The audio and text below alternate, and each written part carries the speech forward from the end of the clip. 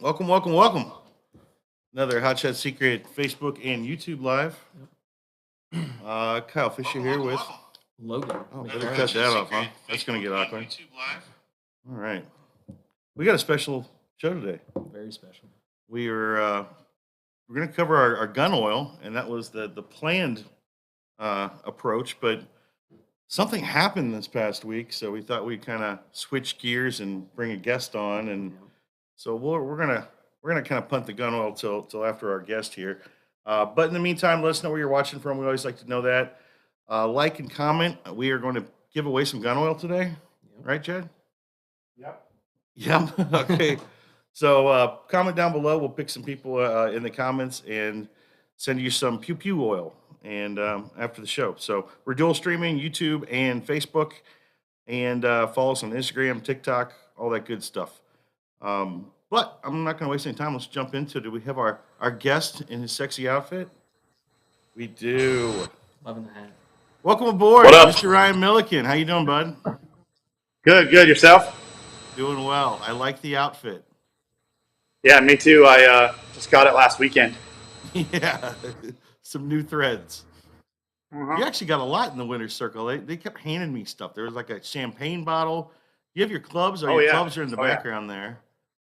Yeah, we got some cool hammers, some cool a big check. It's the first big check I've ever won in all my years of drag racing, and some cool stuff to hang up in the shop.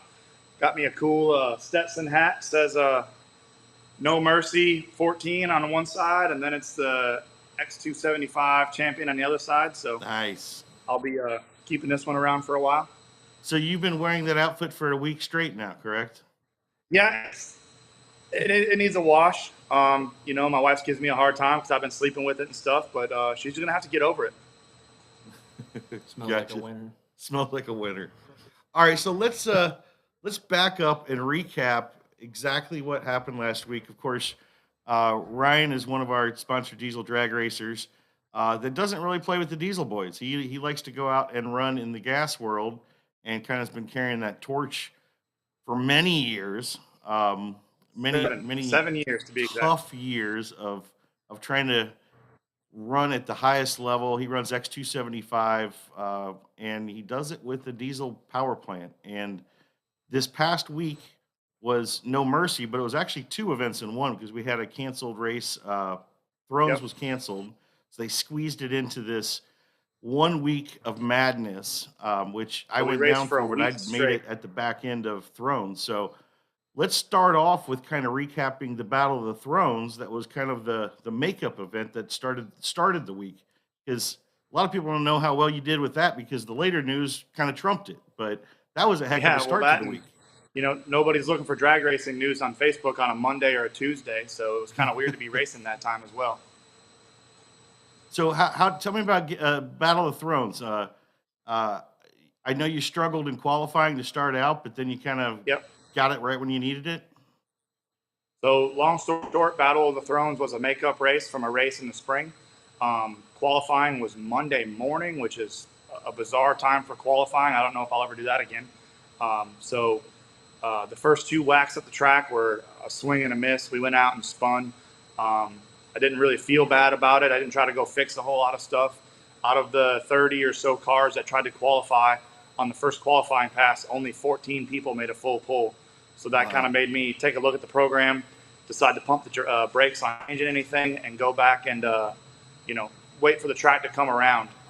And it did eventually. Second time, I want to say 7 of the 30 or so cars made a full pull, and then I spun on the second time as well.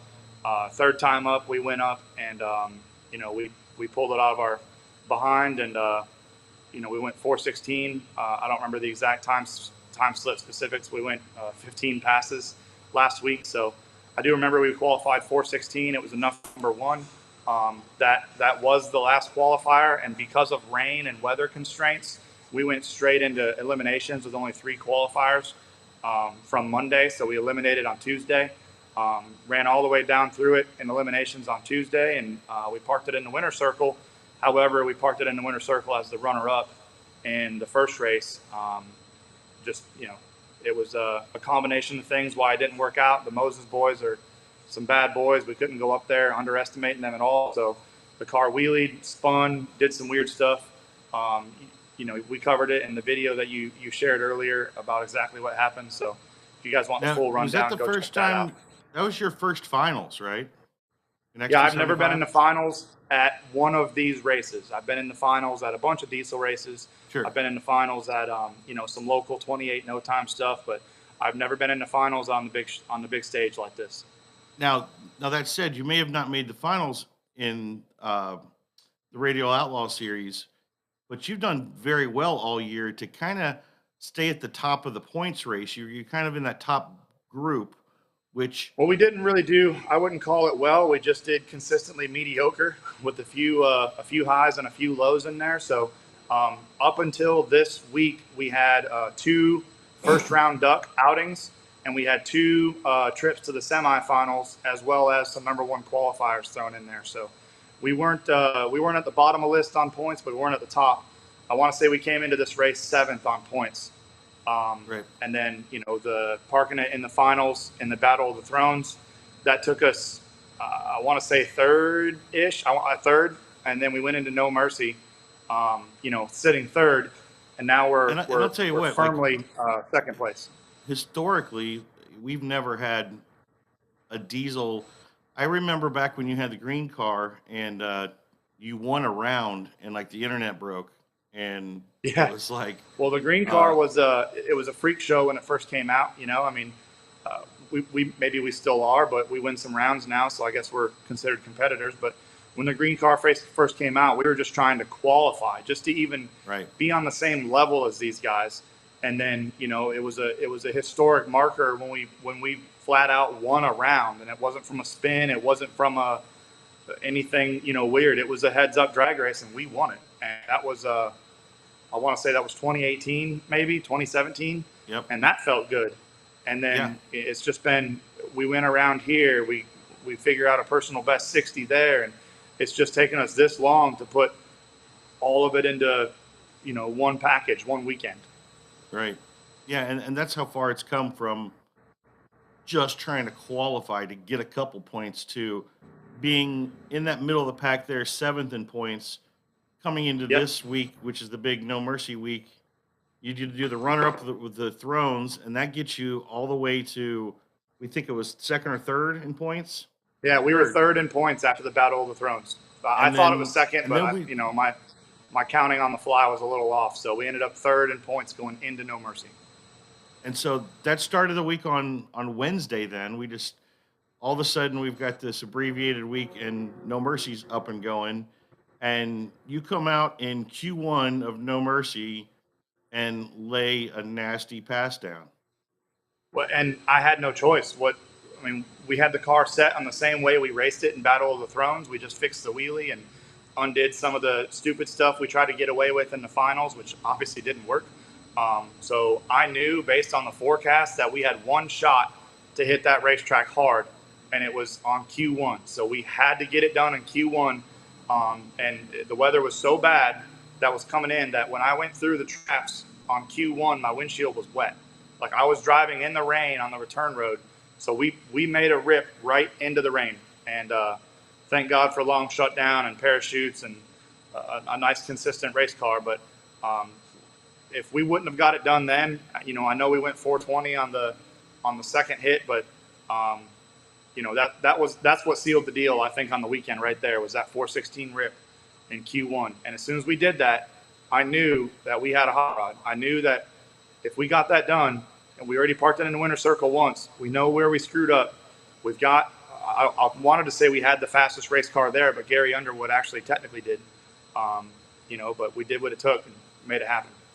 And like you said, I remember at the time, you actually pissed me off because we were playing the GoPro game and you said, you're done putting the cover on it. You're not going to run it again to E1. So we took all the cameras off your car and Yep. to get some on Derek Well, and Jonathan. That was when I thought we were going to get 3 or 4 qualifiers. I had no intention of going out on a junk racetrack with all the rain and getting myself backed into a weird corner where I'm thinking I need to change the car and all sorts of stuff. So, and the next thing you know, we turn the only around reason and I went up for Q2 is because we'd been sitting in the rain for 3 days.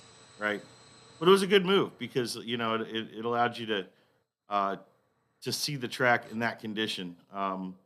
Yep. And nobody did out ET you there, so you left the qualifying still sitting number one position, Well, still the best number Gary on the Underwood, the board guy that I raced in the finals, did run a 4:13 with the, I don't know, it was in like the the first fifth round, in the fastest, first qualifier. yeah, pass ever. However, he made a technical error when he put a new turbo on the car. He took a cast iron center section and cast iron backing plate GT55 off and put a billet backing plate and center section precision on, and did not account for the 15, 20-ish pounds that changed. So he ran that heater of a 413 in Q1. So I thought I was number 2 qualifier, and I was just okay with it. And then, when the sheet came out, he was DQ'd. And turns out it's because he didn't account for all the weight he just took off the nose with that turbo. So he had to go back and, turbo ran good, but he had to add some weight. And then, of course, we all sat in the rain, and he wasn't able to back up that 413 on the second qualifier we got for No Mercy. Right. And then we get into eliminations. Then we just get rain. I think we were rained out for a day and a half. It felt like a week, but I think it was 2 days. And shout out to I think Ralph. there were two TVC. complete days where no race cars went down the track. Yeah, and those I got to give a shout out to Ralph and the guys at TVC. Those guys prepped that track only to get us in the lanes ready to go, and then once again more rain, and then they had to prep the track. They prepped the look that of defeat track. on those guys' faces. I felt extremely bad for them. Yeah.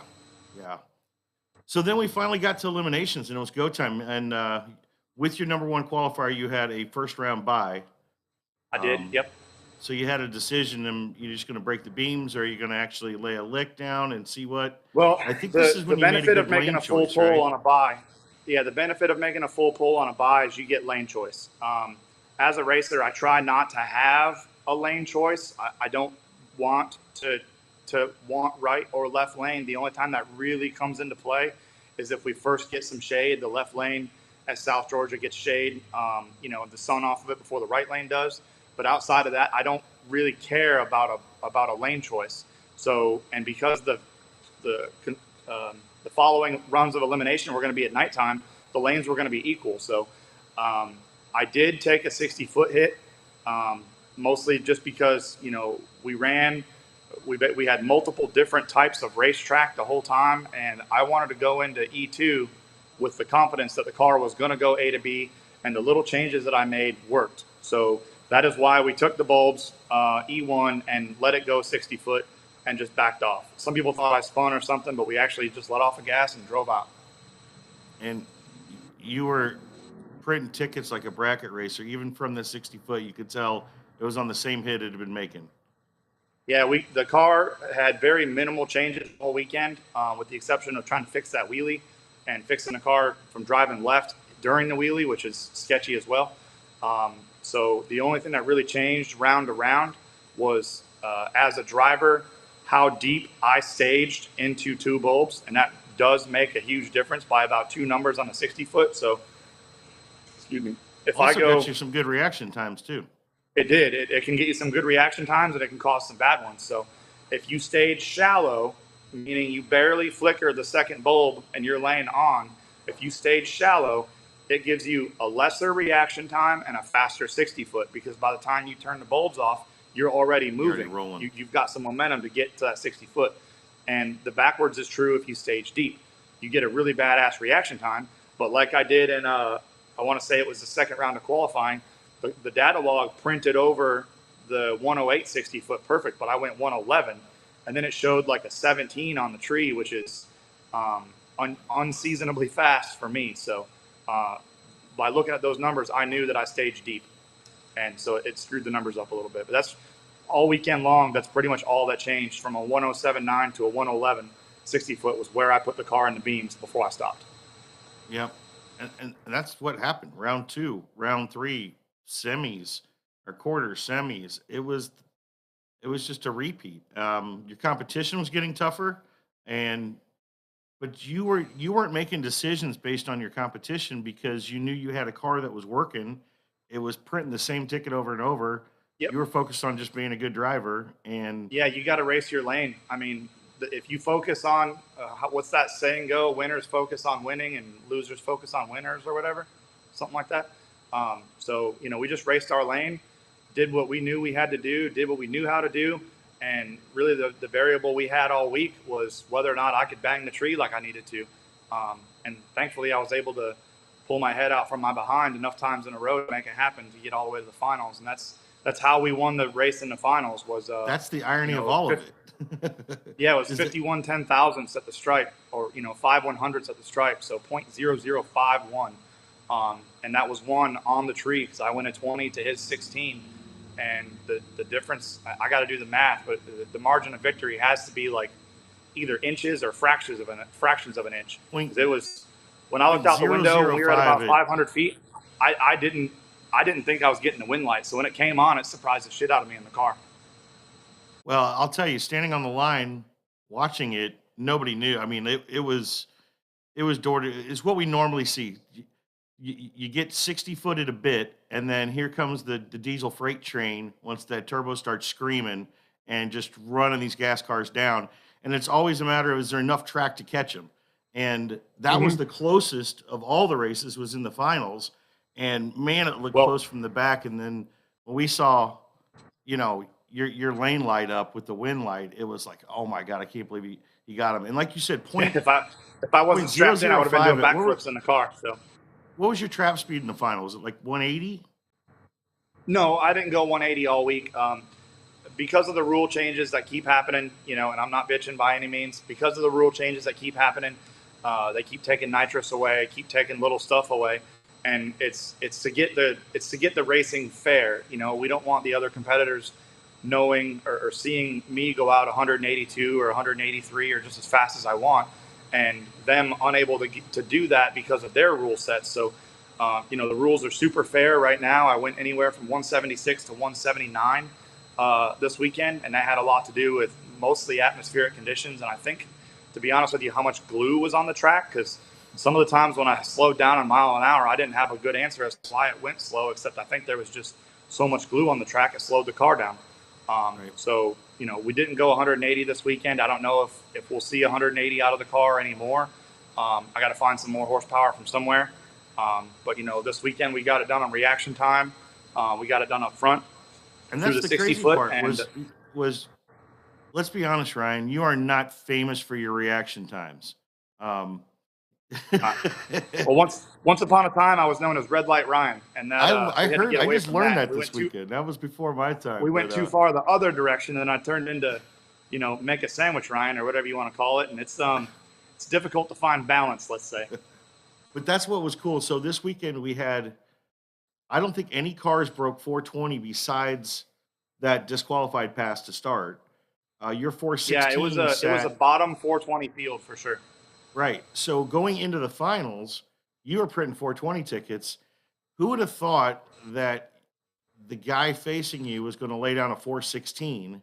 And it's like, could you get a 416 back out? I knew he had a heater loaded up. If he was going to make a full pull, I knew the only way to beat that car with my car there as high as I could have it turned up. I brought everything I had to the table, was every single pass that weekend. So I knew the only way I was going to beat that guy was on the tree. He was going to run a team something. And you did. You hole shot. I mean, you don't get a lot of hole shot wins. You'll run people down, but normally I'm the sleepy on the tree, lazy 60 foot and run them down. But with the rules that keep changing, I can't do that. So I have no choice but to bang the tree and run it up front as hard as I possibly can, and then just hope the cruise control at the back is enough. All right. So here's something I haven't talked to you about yet. I'm curious. Did you see the wind light, and did you know, and what did that feel like when you realized you had won? Inside the car, yeah, I saw the wind light because the lights light up on the quarter mile boards. So as soon as we crossed the 8th mile traps, I can see them. So I was excited. I was really excited, almost confused, because I'm driving down the track and I'm looking out, and I have a really hard time telling if this guy's got a fender on me or not. But like I said, the margin of victory, if it wasn't several inches, it was a fraction of an inch. Like, they had to be like the bottom balance of my car hit, the beams before the bottom balance of his did by the tiniest bit. So, But yeah, I was excited. I was super excited. I had Rick. I wear a helmet in my, or I wear an earpiece in my helmet. So I've got Rick screaming all sorts of stuff in my earpiece. I don't know, I saw the win light. I knew we just won. And reality really didn't set in, I think, till we got to the top end and everybody was up there and we're hugging and, high fiving and all that stuff. So, then they stuck the camera in my face for the top end interview and I'm trying to answer their question. And thankfully I had sunglasses on because I was choking up a little bit and my throat got real tight and it was hard to talk. And, it was a really happy, super, overwhelming, joyous experience for me. So, I'm hoping I'll win some more races in the future, but none of them are going to be like this one. Right. Well, it's like I said, it's a historic moment for Diesel Motorsports, and I've been warning the whole gas world that it's coming, and we've got more coming, and our technology is gaining faster than it is on the gas side, so we're going to see more, but there's always going to be one first, and that's what made that special, and I'm sure you're going to remember that forever. What I thought was really Oh, yeah. cool is you've got so much respect from those guys in the X275 class, and all of Ducks Racing more so. They've had a good time at your expense over the years, watching you Oh, try yeah. to run at that level I've with been, the tractor motor. Somebody and- referred to me the other day as the rodeo clown, and I thought that was kind of funny. Well, you got the outfit for it now too, so that's good. Yeah, I mean, But it's probably I not really thought it was SFI cool to certified, see. but I might have to see how it feels in the race car. There you go. But I thought it was cool to see all of your fellow racers, that they've watched you do this, and so to see all those guys recognize the legitimacy of what you did with that power plant was really cool to see that community really really commend you for it too. They know how hard it is to do it with an LS or a blown Hemi or something, and it's like, man, this guy just came out and did it with a tractor motor. Like, wow. Yep. At the end of the day, it's a competition engine, just like all their competition engines. Those guys have Motecs. I have a Motec. They run Fuel Tech and Holly and stuff. That stuff won't run our engine. So,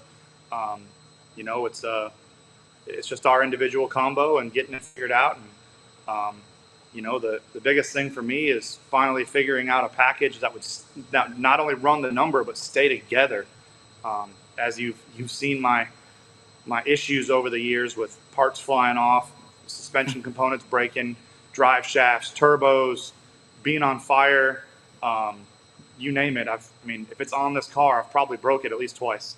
So, getting a combo that would stay together, and then getting the driver to do his job all at the same time, the stars just aligned for us is what it was. So, but now that we know how to do it, I'm hoping we can recreate that recipe and do it some more. Right. It really did feel like that. Like as the week was going, it was just kind of like, man, this is all coming together here. This he's going to have a shot here, and to watch you just continue to push through to the finals, it was awesome. And then that leads us when we went number one at No Mercy.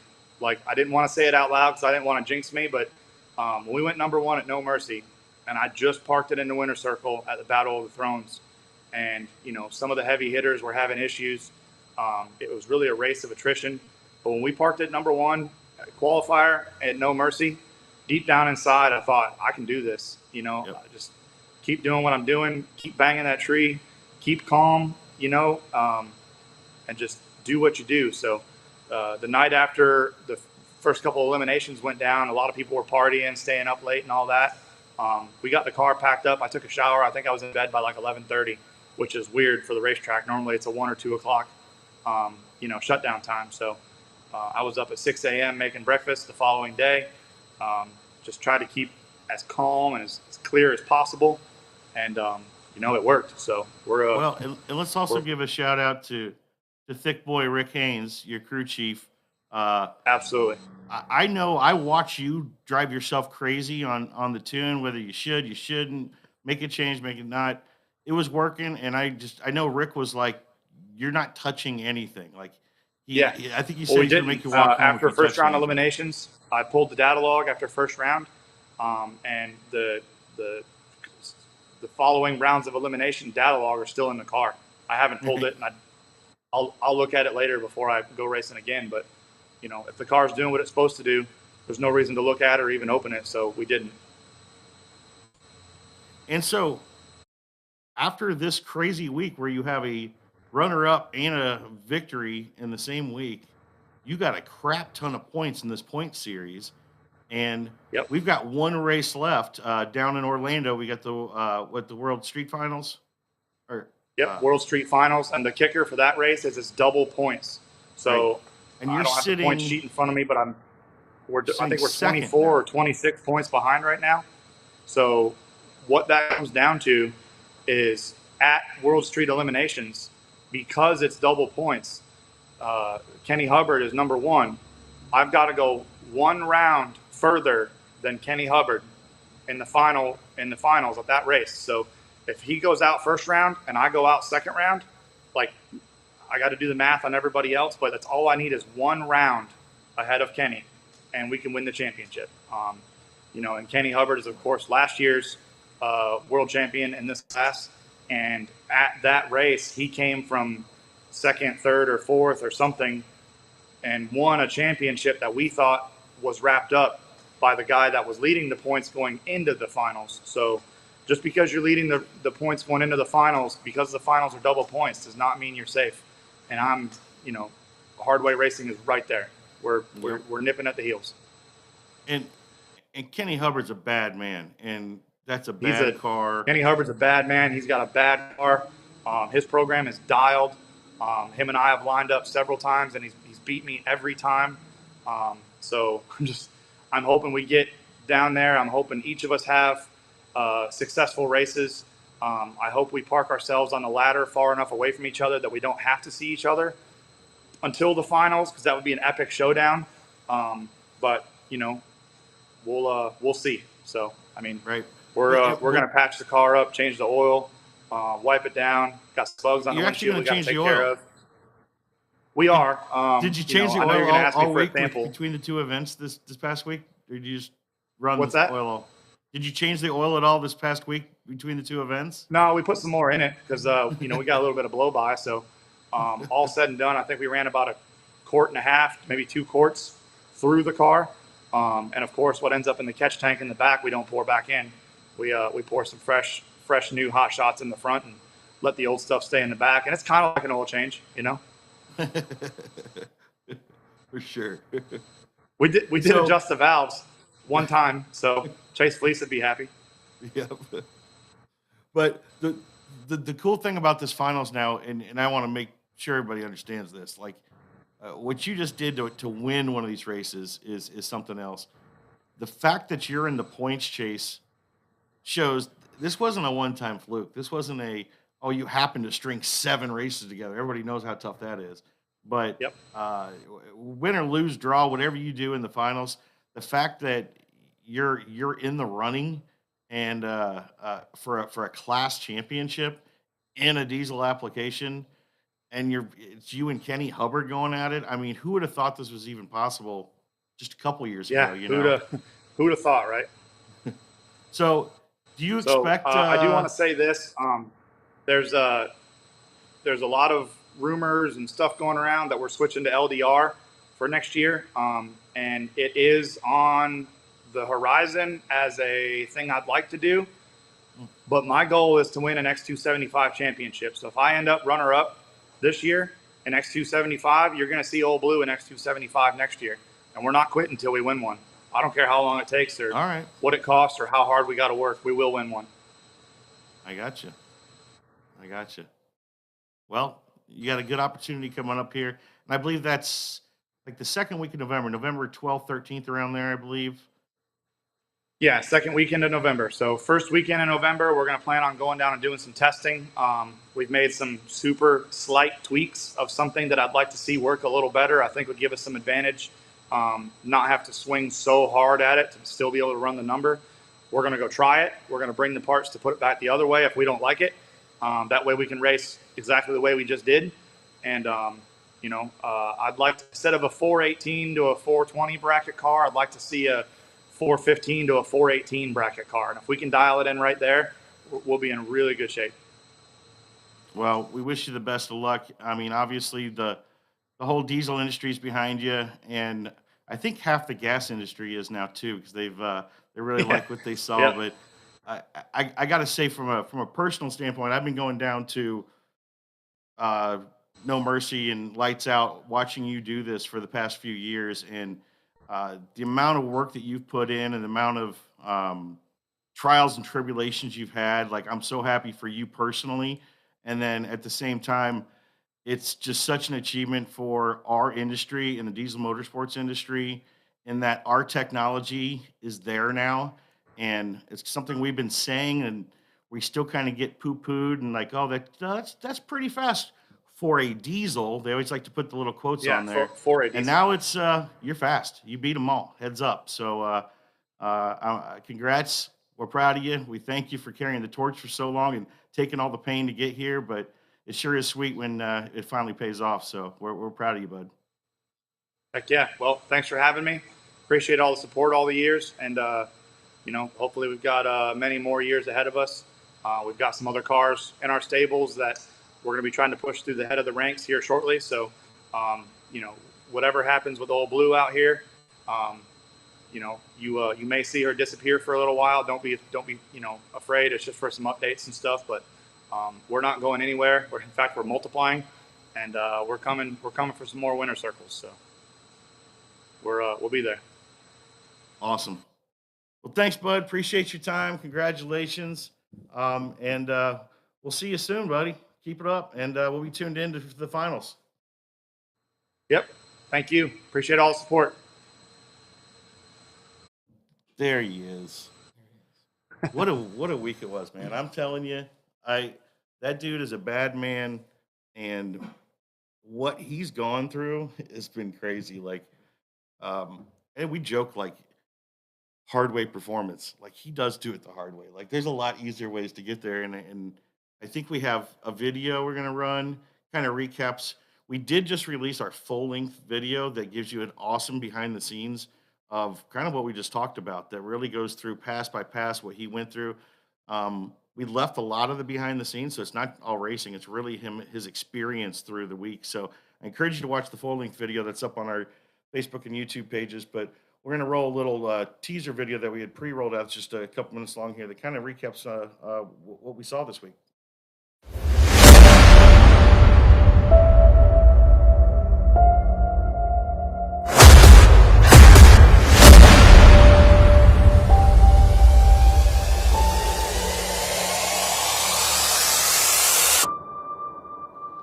Testing tune's over, so we're going racing.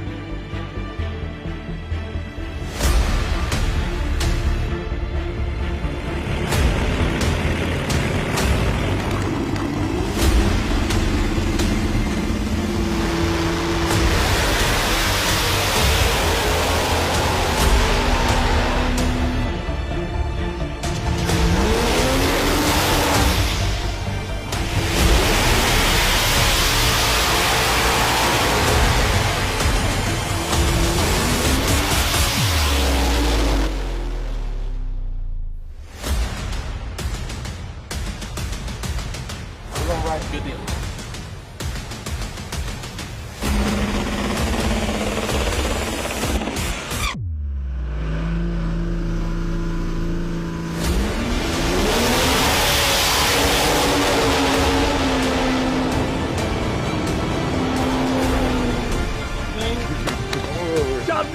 Hole on a tree, A to B, on a hole shot.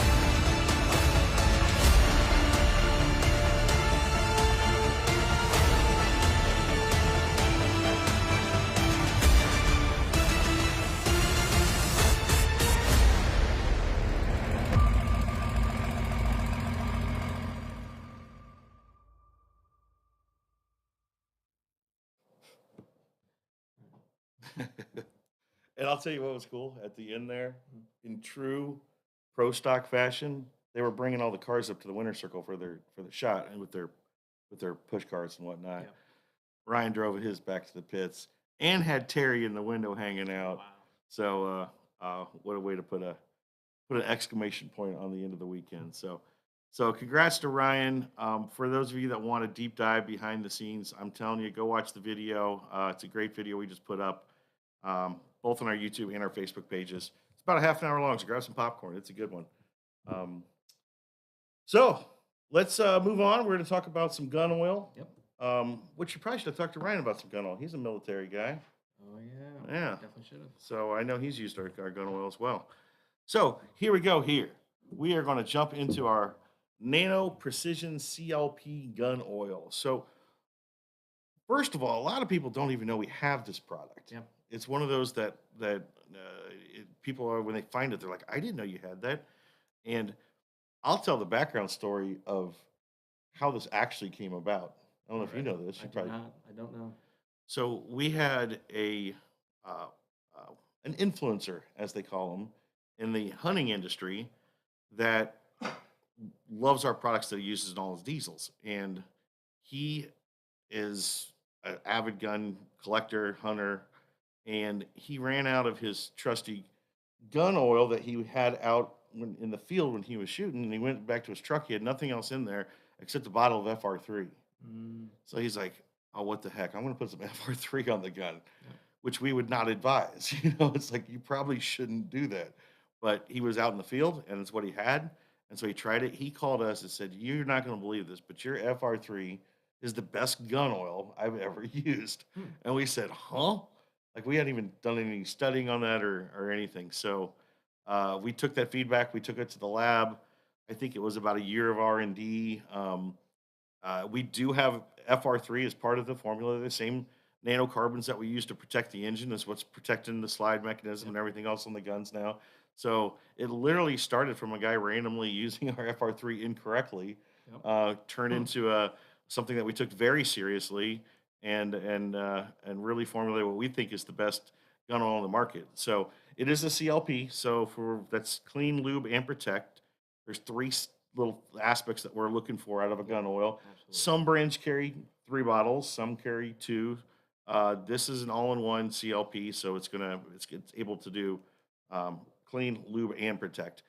Now, from a scientific side, what are you looking for when we decided to dive into this and make a gun oil? We're an automotive company. That's where our expertise lies. But at the end of the day, we're really experts at anti-wear and lubrication, right? So is Yeah. there a lot of translation there from our experience in keeping engines from wearing to making a product like this? Absolutely. I mean, firearms from the factory all use solid lubricants in them. Right. Graphite, some of the even titanium alloys they use. It's all solid lubricant, and obviously you're supposed to use a cleaning lubricant on top of it. The main thing with gun oil is a balanced formula. Right. It's same with spray lubes. You can't go into clean, and then now you have a solvent on there. You have something that's actually going to corrode the metal. You can't go in with something too thin to where it's going to just run off. So that's exactly what we made here. I mean, starting off with FR3, like you said, this is an optimized formula specifically for all the intricate, tiny moving parts. Specifically, 1911s are notoriously known for their terrible trigger mechanisms, fall apart.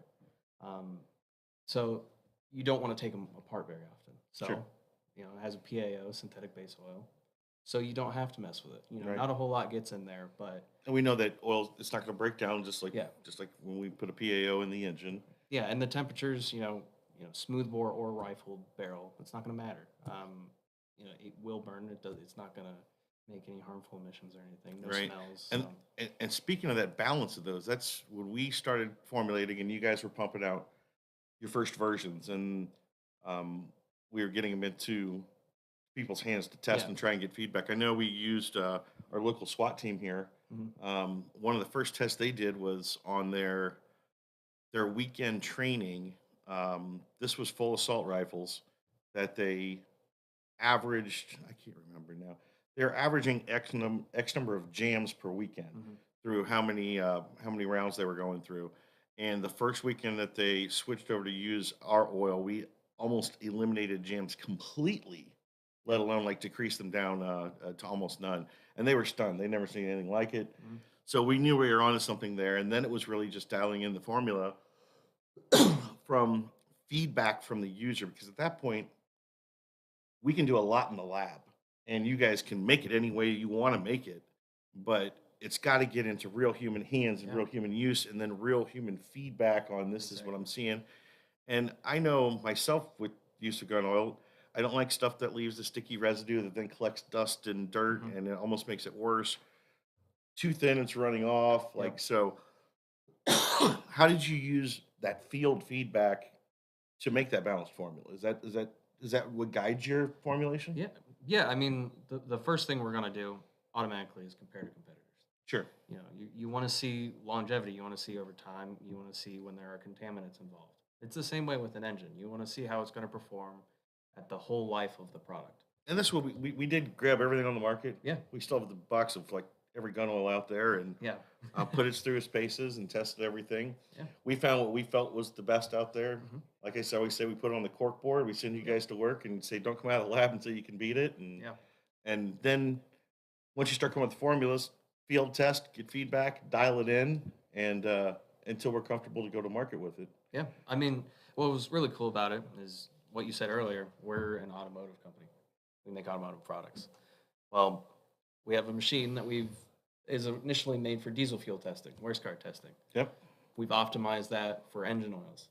We were able to take the same machine and optimize it for wear scar testing for gun oils. Right. So we use the same machine for all three different applications. So That's yeah, cool. The um, wanted to get into some of the specs of this. yep, So first of all, one of the most important things that's unique about it is that it can be used on all surfaces. yep, Because I know there are some issues with gun oil. Like I know we have like bluing with guns that you got to watch. yeah, We can use this on metal composites. yeah. Polymers, plastics. There are plastic handled guns. There's Mhm. plastic springs even sometimes. So yeah, Right. So it's safe for everything in there. And then I know, just like we see when people start testing our engine products, especially on the oil lubrication side, one of the first things that they see is the reduction in heat. hmm, And that was what was first reported back to us on all of our field testing was literally the just the hand test of how the gun is much cooler yeah, than before after so many rounds through hmm, it. People notice that, like, which I'm not still understanding that part, but with the bullet leaving the chamber, like, yeah, but the slide mechanism, if we're reducing that a percentage of the wear there, all that adds up. absolutely, yeah, And then on the opposite spectrum, one of the things that we always look for in a gun oil is good cold weather properties, yeah, because then it becomes hunting season.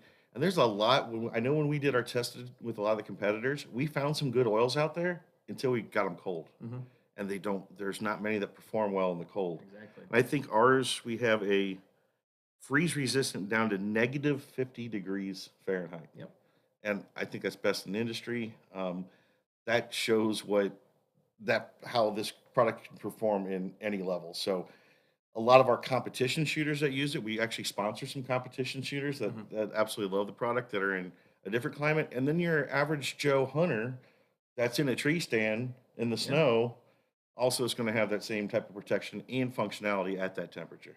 Yeah, I mean, you can think of firearms as no matter what, they're all going to be, well, performance. They all Right. need to perform to do it. You could have a sedan that's designed to be a commuter versus, Ryan Milliken's car. It's like those are two different things. All guns they need to perform. Right.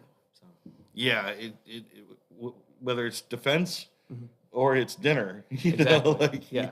you need it. You need it when it counts. So, Yep. also I wanted to touch on where was the cleaning side of it. Yeah. We can remove powder, copper, lead, Yep. dirt, grime. Mhm. It's a heavy cleaner, and I know the first time I used it, I got my dirtiest, oldest gun that I had never cleaned this gun before ever.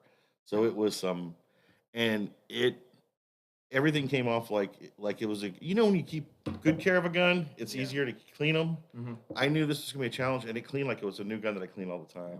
So I was impressed with that personally. But so let's talk about the C part of the CLP. Is Yeah.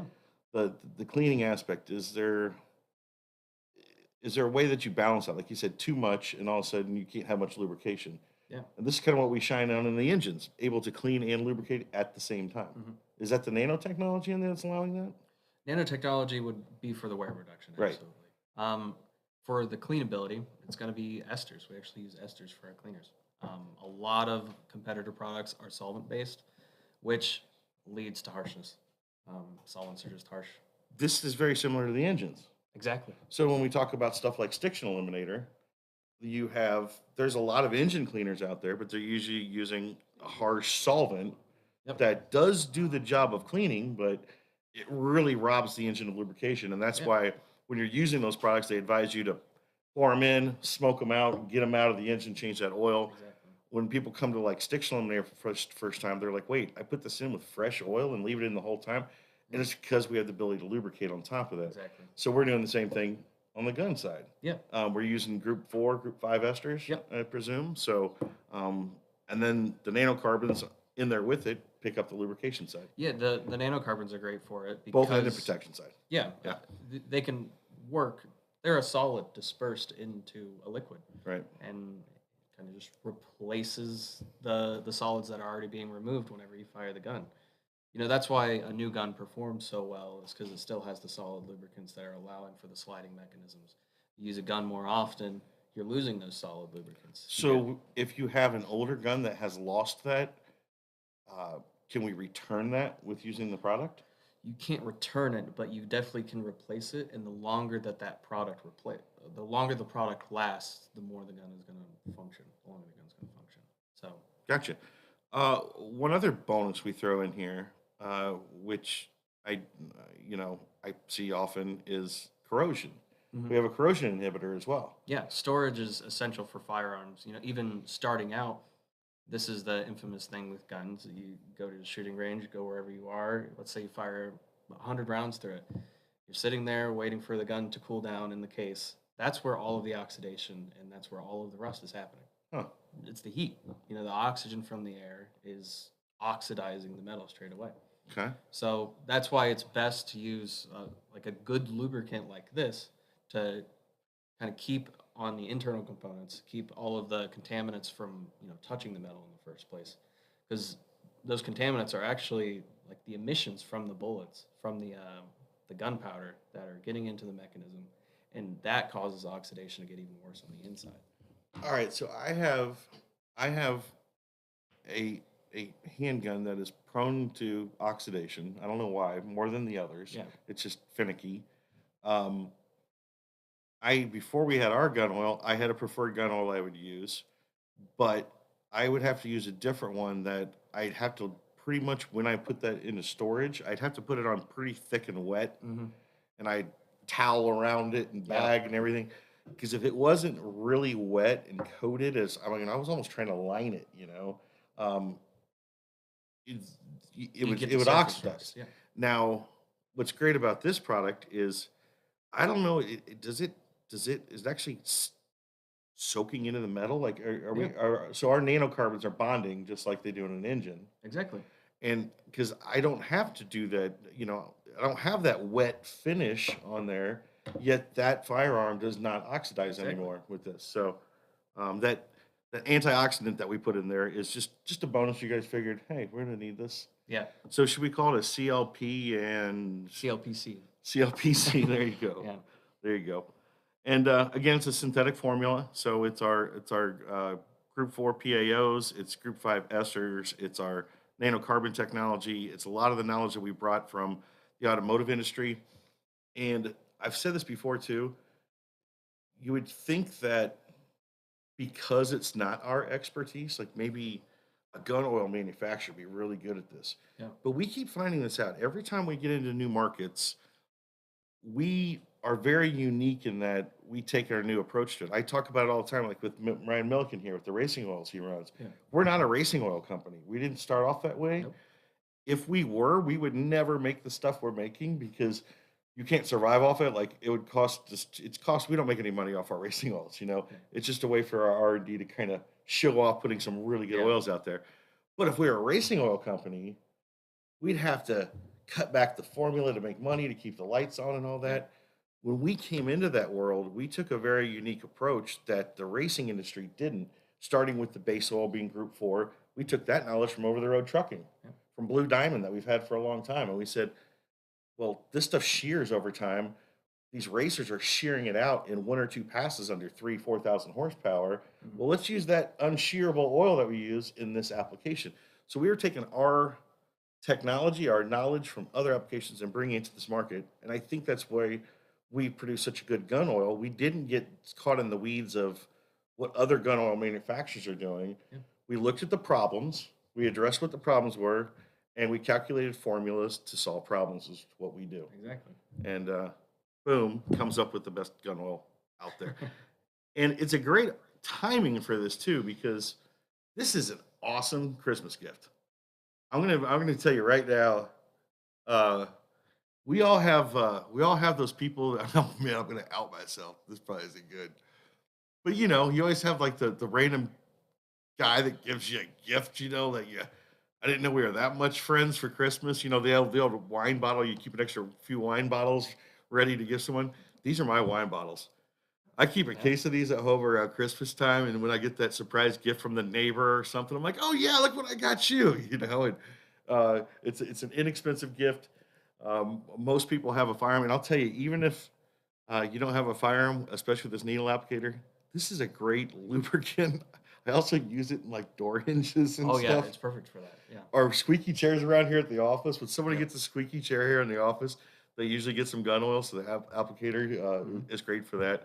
So awesome Christmas gifts. It's a good time of the year to order yourself a case so you're not embarrassed when somebody gives you a gift and you don't have one to return. Weren't expecting it. Pull a bottle of this out, and they're super happy. Anything else you want to say about it before we wrap up? We cover everything. Mm. I've had a lot of personal good experiences with it. Right.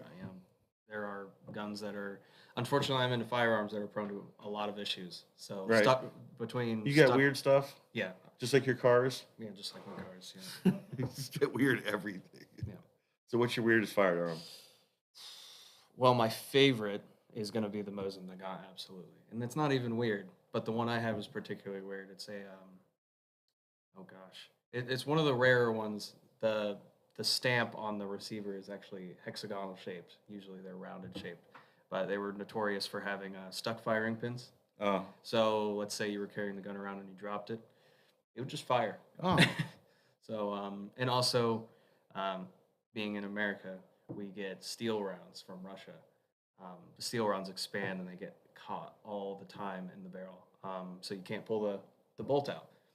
So this actually completely fixed that. really? Yeah, I was getting steel rounds stuck in there. I couldn't even open the bolt. I had to take the gun apart just to get a round out one time. Not very safe, but no, I cleaned it up, used this, and I haven't had an issue since. I probably put around 500 rounds through it. Wow. So- Well, good to hear. Yeah. Good to hear. Let's see. So, are we going to pick some winners? You're going to contact them afterwards? We pick it now. Okay. So, put your comments down below. If you have any questions, comments, we'll follow up with that. We'll also pick some winners to send them out some of our CLP Nano Precision Gun Oil. Remember, good holiday product here. Tis the season for the hunting stuff, and it's usually a popular product for us this time of year for those that know we have it. Also, a great product for our dealers out there that never even think about it. If you put a little case of these small bottles out at your register at your diesel shop, you'd be surprised at how many people are, hey, I could use some of that. So, It's not just firearm. Also, we also mentioned archery. yeah, Those I as should well. have mentioned that. That was like my first line that I skipped on there. But yeah, there's all other uses out there. Good for the hunting bag. We'll put it that way. Good for the hunting bag. Exactly. That's awesome.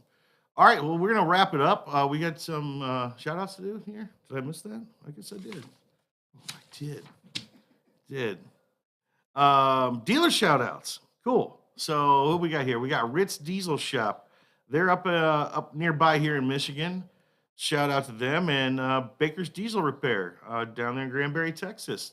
Shout out to Baker's Diesel. One of our dealers came on board at Texas Truck Jam, which I remember. So welcome those guys, and glad to have them on board. And remember, Steve Summers, Overnight Drive, Monday through Friday, midnight to 5. You can catch he's on Rumble now. Cool. And then all those crazy number of podcasts, you can find them. The best way to find them is on the app.